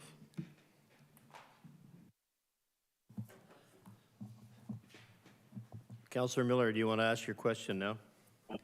Yeah, I guess it was sort of on that last piece. I think what comes up a lot, it seems like in this conversations about our CIP is about there's a lot of sort of correlation is causation stuff going on where because we had the CIP and because developments applied for it and got it, that's why the development happened, and that we can attribute, oh God, it was some huge number last week because of the CIP. And I think a lot of people would recognize that developments for a long time, St. Catharines were very profitable because of property values and then the increase in the real estate market. So how do we, what is our eligibility? I mean, even the home builders told us that this is sort of for projects that wouldn't happen anyway. How do we at the city determine that?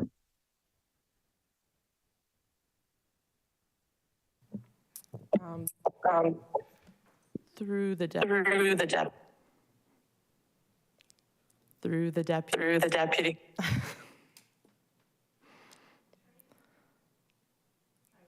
the deputy mayor. Sorry, we're having echo issues at council chambers. Do you mean how do we evaluate, or how did we, I guess, create the evaluation criteria to try and achieve those ones that wouldn't go forward?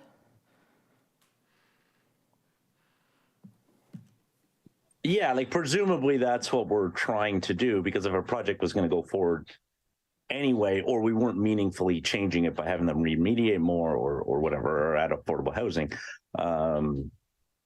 then we wouldn't want to be getting into providing a CIP for a project that's going to happen anyway. So how do we make that determination? I realize, like you just said, it's pretty difficult. Through the deputy mayor to the councillor. So what we did was, it was really sort of in the magic of the evaluation criteria. When we were developing the 2020 CIP, we played with, I think, 80 iterations of the criteria, and then tested it against projects that have gone through CIP approvals and some who haven't, to see whether we were targeting those specific types of projects that had the remediation or the mixed use or the heritage or the affordable, the components that we really wanted to focus in on. And it was a bit of trial and error. Obviously, it was tricky because once you push something from one side of the table, something else falls off the other side. So it was trying to achieve that balance of, there has to be really a significant impact on your budget through one of these core items, like heritage restoration and development costs a lot of money. Remediation costs a lot of money. So you had to incorporate some of those components in order to make it achievable. And it was a lot of trial and error and a lot of testing. And what we got to was kind of our best, what we thought was the best version of achieving those goals.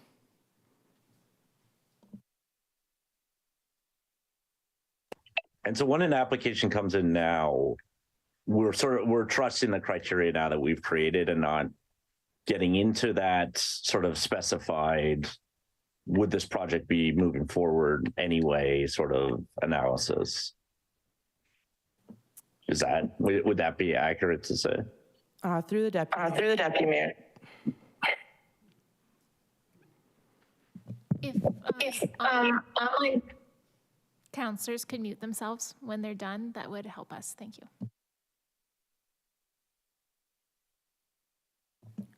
Go ahead, Margaret. Through the deputy mayor to the councillor. Like we mentioned, there isn't really kind of a check for whether something would proceed or not. We assess it against our approved eligibility criteria, and then rank the projects if there are more than one coming to council for approval. Okay, thank you. Thank you, Councillor. Councillor Raslav. Thank you. Through the, I love the maps, by the way. Through the deputy mayor, I have a few questions. So like, why doesn't the person who made the mess clean it up? How does is that possible? Through the deputy mayor to the councillor, it's a complicated question. There's some federal and provincial laws that are sort of in the last while coming into play where if you did contaminate something, you are also financially responsible for it. That didn't always exist. So we have a lot of properties with historical contamination from the last 100, right. 50, 25 years where there is really no other recourse other than the city also contributing.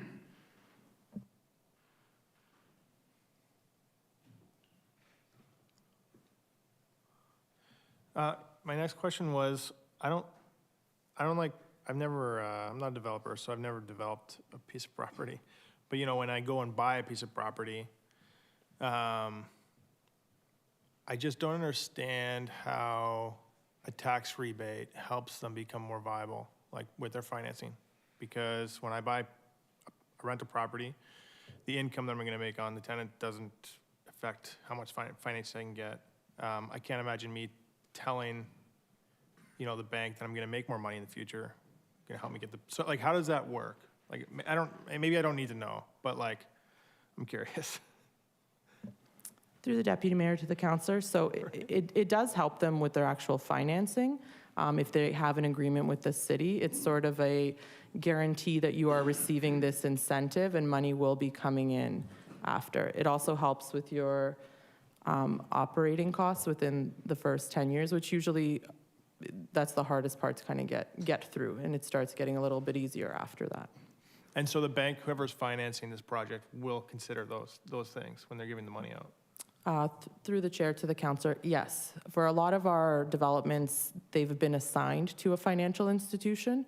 So once the payments start, the applicant actually assigns it to Royal Bank, Meridian, and the payments go directly to them. So it's sort of part of their guarantee of this is how I'm repaying my loan. Oh, okay. That's helpful. My last question. So the CIP, it was referred to as like an investment, a way of how the municipality making an investment or a partnership. So like when I invest in real estate or with a developer, generally like I get a return. I'm in some ways like I'm a partner in the project. And so like I know the return from the city's perspective is increased assessment value, so increased taxes. But like, if we're giving them millions of dollars, why aren't we a partner in the sense of like an investor in the project? Like, that might seem like a strange question, but. Hello. Through the deputy mayor to the councillor. It's a very good question. The Municipal Act and the Planning Act put specific boundaries on how municipalities can financially support private sector entities. To partner, as you alluded to, is not permitted under the Municipal Act. So this is the only venue and avenue to incentivize these projects.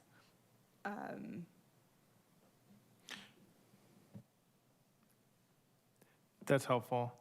And I'd probably have to ask someone from the province, but like why, what trouble do you get into when you do partner in that way with developer? Through the deputy mayor to the councillor, the idea is that we also control the zoning, the official plan, so it wouldn't be particularly fair for upzoning properties and then investing in apartment buildings that are being built on them. Fair enough. And reaping the reward. Yeah, that's great. Thanks for the presentation. Super helpful. And I might also add that we have to show a balanced budget at the end of the year. And if we partnered with somebody that went bankrupt and they lost their shirt and we're partners, we're going to be on the hook too. And so we're violating the municipal act in a case like that. So it wouldn't be viable to do that. Okay. Oh, Councillor Stevens. Thank you, Chair, to Planning. One question, when it came up earlier on the TIF and the BIF-TIF, or whatever it's called as well, BTIF, 45 to 65% and 80% to 95% if affordable. Where does that if affordable part come into it? How did that number, like, what's affordable, what's not?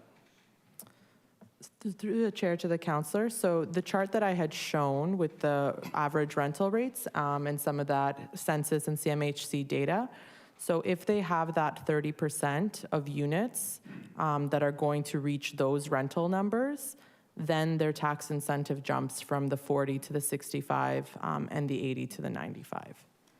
Okay, thank you. And I guess one other comment or clarification through you, Chair, is the discussions on the CIP that everybody, I think we had a simplified description of how it works. So if we have an empty lot, and just numbers are irrelevant right now, so I'm paying $1,000 for an empty building lot. That's all you're gonna get from me if I never build. So the fact that I wanna build, but it was, especially if it's a brownfield, and we know it costs more to clean and everything, so So you're giving me the tax incentive to do that, because if I go to the bank and I want money and my line of credit and everything else, they don't want to give me that kind of money when there's a risk involved, I guess, with remediation and all that kind of stuff. So the city helps in that aspect. So the money that we're giving back to the developer, it's not money that we're actually giving them. I mean, well, we are, but we never had it. So it's coming from the units once they're rented or sold. It's those tax dollars that are going back. So it's tax dollars that we never had that are going back to help the developer develop this and have a proper land use. So if you didn't develop, there's no higher taxes and the lot sits empty. That's nice? Like, I mean, fairly simple in my words. Do you have a question to ask, Councillor, or No, you it was a just comment? like Okay, asking that for clarification in a nutshell. right. That's how it works, because we hear all different stories that we give money away, and, you know, we have budgets and we don't have money to give away. So, and everybody on the street says, how are we doing this? And how are we giving all these millions of dollars? So what I just said is more or less, that's the way it is, the You're way it right. works. Comment from planning staff at all? Director? Through the chair to the councillor, that's essentially correct. So if you've got a vacant plot of land and it's only garnering $1,000 in assessment, it's only garnering $1,000 in assessment. But if someone comes in with a development proposal that meets the criteria under the CIP, it gets approved by council in theory, and that person can now take that approval to the bank to get that guarantee of financing moving forward. So once the project is finished and we see that increased assessment, and we've seen many examples of that today in and around the city that have taken properties from being worth around 100,000 to being worth around 13 million. So this is the type of assessment growth that we anticipate seeing through these different projects, and it's only a period of up to 10 years that we would be rebating back the 80% of the increment or the increase. Right. Okay, thank you.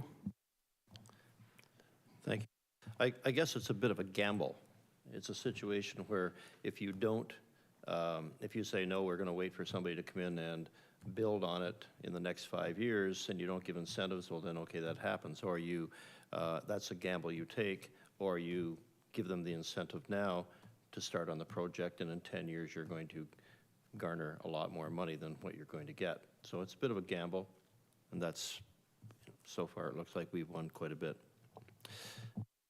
Councillor Garcia.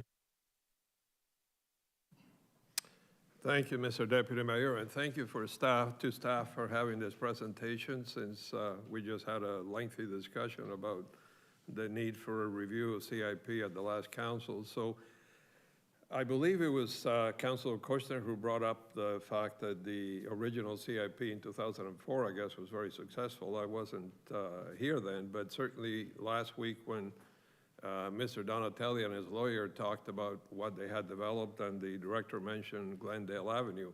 I mean, all of those projects require significant remediation and heritage restoration, and they're great that we got them.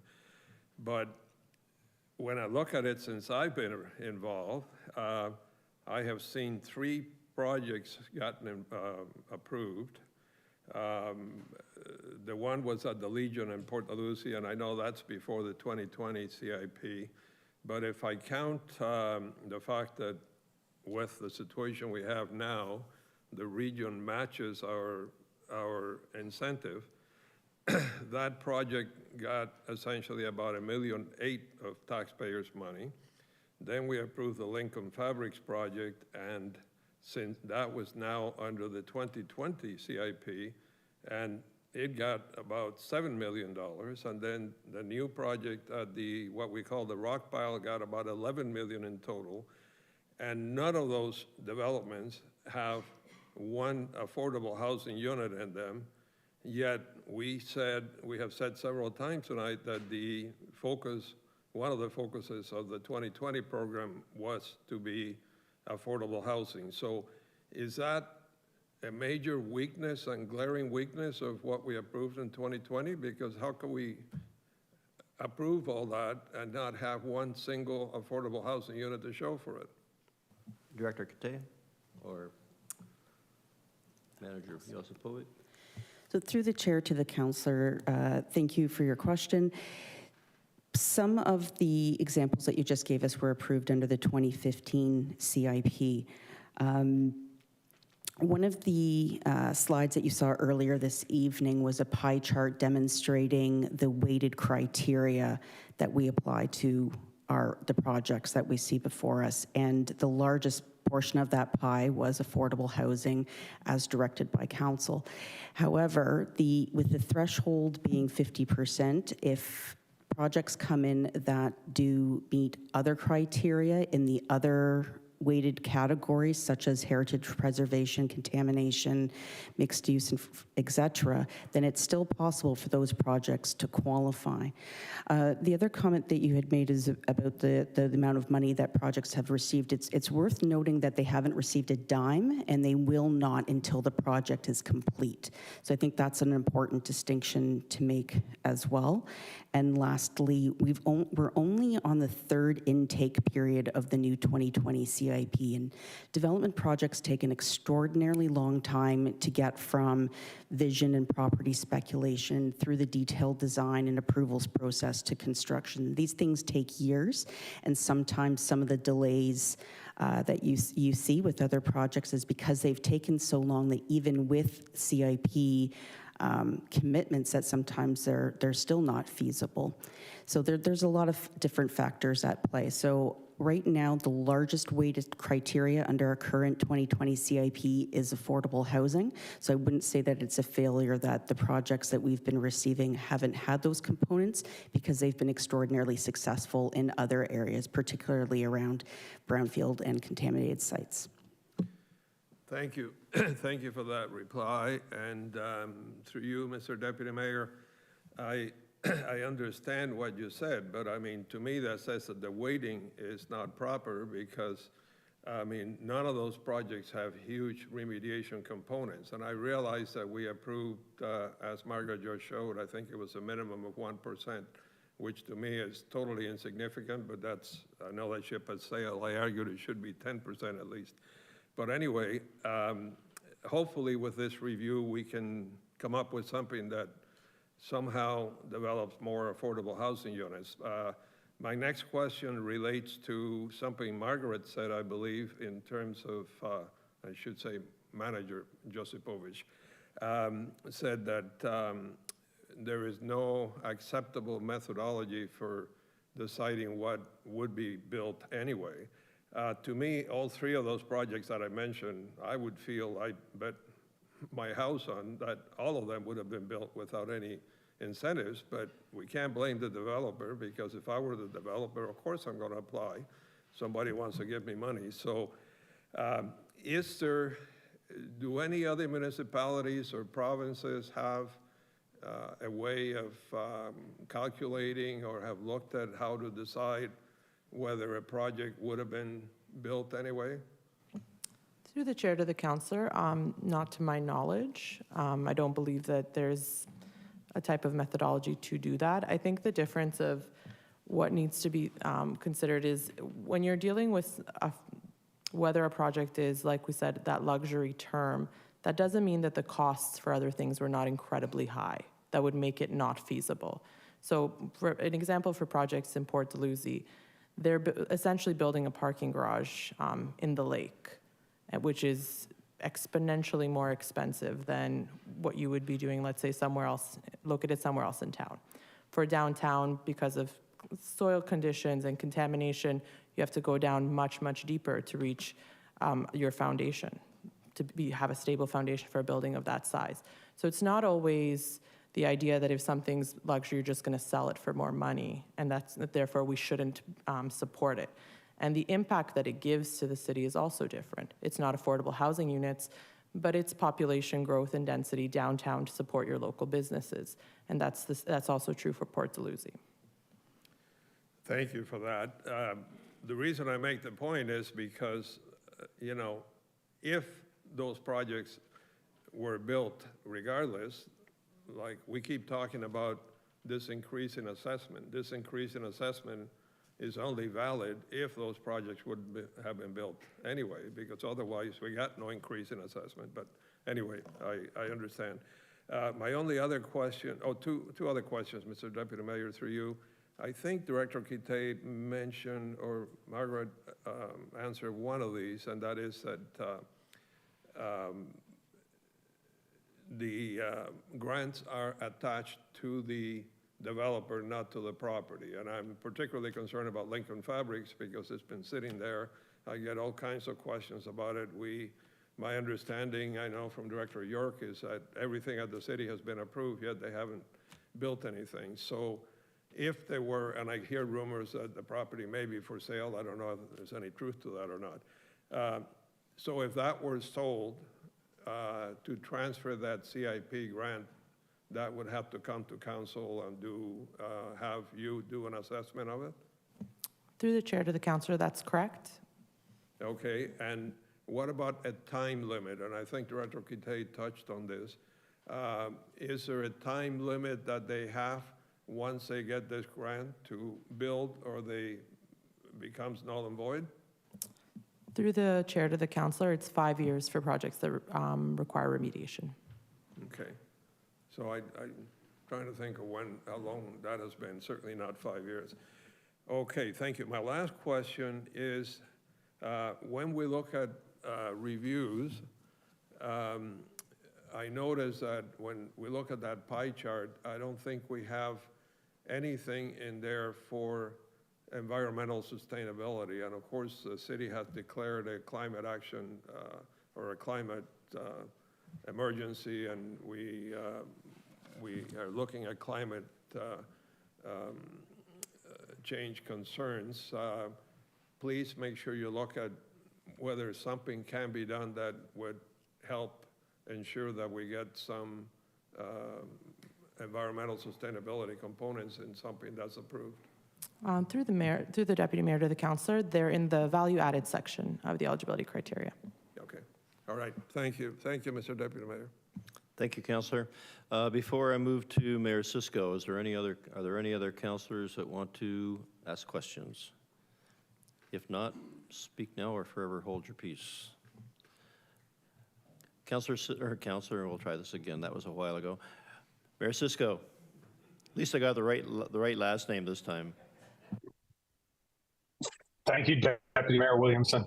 I will say a couple things. First of all, I wanted to thank Ms. Kitay for pointing out something that I originally raised my hand for, and that's that there's a bit of a misunderstanding in the community that projects are approved and they get cut a check, and that's not the case. And so I appreciate the director pointed that out. None of the projects that were described have received any money, and they won't until the projects are completed. And all of the remediation, everything else that was a part of the CIP approval is actually determined to have occurred, and then the rebates begin.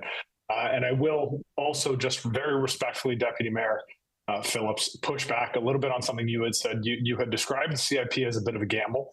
And I will say, I don't think it is. I don't think that's the right word to use to describe it. The truth is, developers don't get paid until the city gets paid. And with the CIP approvals, the city is always at a benefit financially versus before the project took place. There have been instances, and I know the deputy mayor, myself, and a couple of other councillors have been a part of the discussions when CIP applications have come forward, and those projects staff have indicated they don't believe require the CIP funds. Some councillors, I thought at the time incorrectly, but some councillors pushed to still give CIP funds. Council pushed back and voted no. And in at least one of those cases, because I inquired last week, one of those cases, the project did wind up going forward and is in the process of happening, even though it didn't receive CIP dollars. So I think that's where council's role comes in, is to take the advice from the scoring that staff have done to make those decisions. So I don't see it as, I don't see the word gamble as being appropriate in this case, because I don't think it is. I think the community always gets paid by the increase in tax assessment, even with the rebates that wind up being paid out. And I think that's a net benefit. And I know this was supposed to be a question, so I will look to the Deputy CAO and simply say, do you concur, Deputy CAO? Have I said anything factually incorrect? just to meet the requirements of a question. Deputy CAO. Through you, Deputy Mayor, to the Mayor, I would never get in the middle of an interpretation of the word gamble, but you're quite correct that no monies are paid out until the projects are complete. Nobody gets paid till the city gets paid. Thank you. No. And I guess just to clarify and saying it's a gamble, I didn't mean it in a negative way. It's a situation where if we don't give them the money, the land's going to sit there and we're not going to make any money, or going to make very little money off. But if they do meet the criteria, then they go forward and we win. So that's basically I didn't mean it in a negative way at all. But anyways, so be it. It's not the first time we've disagreed, Mr. Mayor, and it won't be the last probably, but as long as we maintain that good relationship, it'll be great. Any other questions, any concerns? From this chair, I'd like to thank the planning staff for everything you've done tonight, being here. You've done a tremendous amount of work and answered a lot of questions. And this is something I think that we probably need to be, needs to be reviewed almost every term so that we get refreshed as to what's new in the CIP and where we've gone with that. So again, thanks very much. At this point, I'd like a mover to receive the presentation. Councillor Stevens, thank you. Seconded by Councillor McPherson. All in favor, raise your hands. Thank you. At this point, 6.1, the bylaw motion, bylaw to confirm the proceedings of council at its meetings held on the 24th day of April 2023. And that's one reading with respect to confirming the proceedings of the meeting held on April 24th, 2023. Can I have a councillor to move the motion? Councillor Garcia. Thank you. Seconded by Councillor Ratzlaff. Thank you. All in favor, raise your hands. Unanimously approved. And the last, hopefully we'll get through this last one. It's called adjournment. There'll be no further items of business. This meeting be adjourned. Councillor Stevens, thank you. Councillor Ratzlaff, thank you. Good evening. Straight home, Councillor Sorrento.